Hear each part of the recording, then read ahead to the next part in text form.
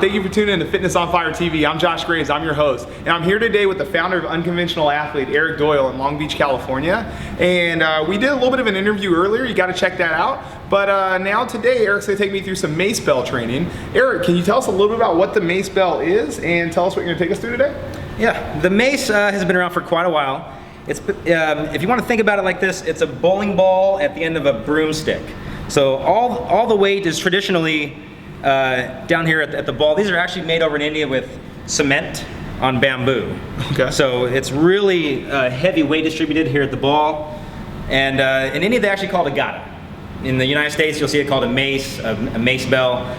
So here we have a 4.5 foot handle, and this actually only has 20 pounds here at the very end. But at the end of a 4.5 foot handle, that 20 pounds is exponentially magnified and weighs a lot more than 20 pounds, especially when you get down to some of the 360s and the 10-2s. It can feel a lot heavier and your technique really has to be spot on. Some of the other maces have a lot shorter handles and those are good for learning. As you start to get a little bit better, the length of the handle makes a big deal and it can really increase the leverage and the weight and how it circulates along your back. So this is actually made by Evil Monkey Enterprises. And they can get up to 7 feet tall. I've used some very, very big ones. And this is my preferred mace, would be the Evil Monkey maces. And so if you, just by picking this thing up, you'll notice all the weight on one end, so there's a big leverage effect. So you could do everything from pressing, squatting, and lunging, and really get an off-center feeling on this. So it's really tugging hard to my right, so I've got to contract the left side of my body and my lats and root my feet in the floor very hard just to get stable enough to do some of the exercises with the mace. Now, as we start to get some of the harder movements, like the 10 o'clock to 2 o'clock and the 360, we'll be breaking things down very intricate because obviously with something this technical, your technique has to be very spot on, otherwise you can have little injuries to your wrist. You could bash yourself in the back, you could hit somebody else. So technique is of the utmost importance when learning the gada. So basically, Josh, what we're gonna learn today are some of the basic movements you need to kind of have down with the mace. I'm going to start you off with some basic movements like the hand-to-hand toss, the barbarian squat, and the grave digger. And that'll kind of get you acclimated to the weight of the mace. I recommend everybody starts with some of these basic movements and just get familiar with how the mace works and the leverage and how to hold it, and really feel out how the mace works before you dive into something like the 10 o'clock to 2 o'clock or the 360. And we'll probably start with the hand-to-hand toss. I usually start most of my workouts with that. Our Unconventional Athlete workshops, we teach these same series of movements. We believe that everybody should start and just get familiar with the mace before, like I said, jumping into some of the harder movements.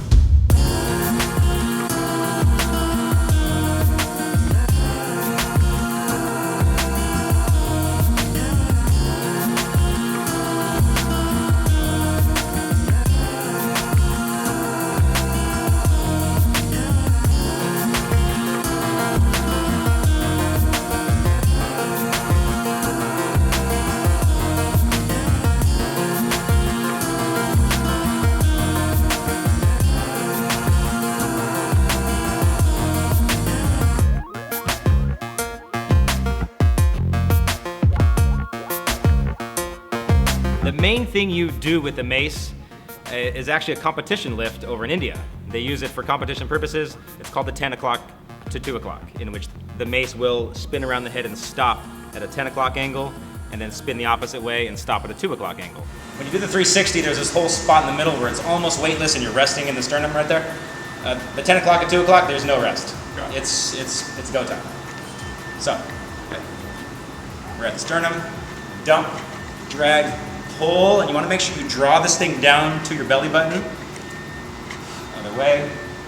You notice I have a little bit of a bounce to it as it goes the other way. So to be sure I draw it down to the sternum, and I can get a good angle of dump for the next rep.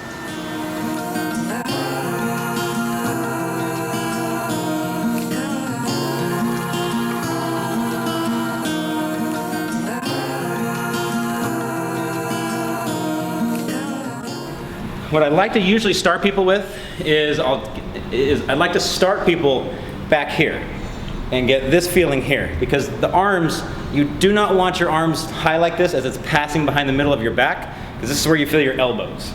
If the 360 and the 10 to 2, if not done right, you will feel stress in your elbows like you've never felt before, and it can really limit the rest of your training. So you want the elbows and the elbows pointing at the sky and be fully bent as much as you can as it passes back behind the back. So you kind of want to get used to this grandfather clock feeling with your arms bent and your elbows at the sky. That's going to be square one. When you do the 360 and the 10 and 2, you don't want your torso to stay fixed. It's actually going to move a little bit side to side. Okay. And if you notice, it'll literally slide right along your back. If you imagine yourself in a corridor and there's glass all around you, you want to keep this thing as close and as tight to you as you can. If you get outside, if it goes too far behind you, you're going to break the glass and you're going to smash a corridor. Okay. So how close it is to your back, that's how it should be as you do the actual revolutions. How you grip this thing is whatever hand is on top is going to be more comfortable if you go over the opposite shoulder. You have to be able to train both directions, but for someone who's just starting, it's easier for them to get this arm up because this one's kind of crimped down here and has nowhere to go. So if my right arm is on top, I'm going to go over the left shoulder. Keep in mind, you have to train both directions, but for learning purposes, I usually start people off like this. So my right hand is on top, I'm going to kind of dump, get into this dragging effect behind my back here, and then when it's coming over my right shoulder, I'm going to pull, almost like a pullover. Okay. In order to finish the motion. I've got to draw it down here where it's almost resting. I don't want to end up here. I want to end up here where I kind of have a break and I can bounce it to the next rep. Okay. So the front position, the start is actually down here by your belly button and your sternum. I'm going to lift up, and the way we usually describe it is dump, drag, and pull. So I'm going to dump it over the shoulder, drag it along the back, and pull it into this final position here. Okay. Dump, drag, pull. Now while you're doing this, the one thing you do want to watch out for is the angle that you dump at. If somebody dumps it way back there, it's probably going to naturally come back and crack them in the back. So where you're standing right now is a little bit more than 90 degrees behind me. So I want to make sure that I dump this thing back toward you. That'll allow it the path to clear behind my back, and then I'm going to pull it over that final shoulder. If I dump in the wrong direction, if I dump to the front a little bit, it's going to run into me. If I dump too far to the back, it's going to run into me here. So the angle that I first use the trajectory at, the angle that I dump at, has to be toward you. Okay, not over here, not to the side. It's got to be not only to the side, but a little bit to the back. That'll clear the path along the rear of my body.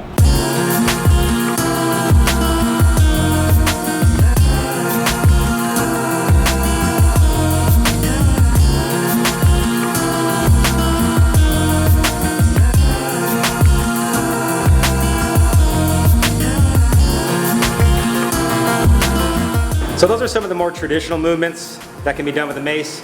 However, if you're really talking about mace training and you're getting into mace training, it's all about the 360 and the 10 o'clock and 2 o'clock. That's the tradition, that's vintage mace training. There's other things you could do with it, but like I said, if you're even talking about mace training, the conversation has to be about the 360 and the 10 o'clock and 2 o'clock. And that is mace training. That's what you do with the mace. That's real, traditional, vintage mace training.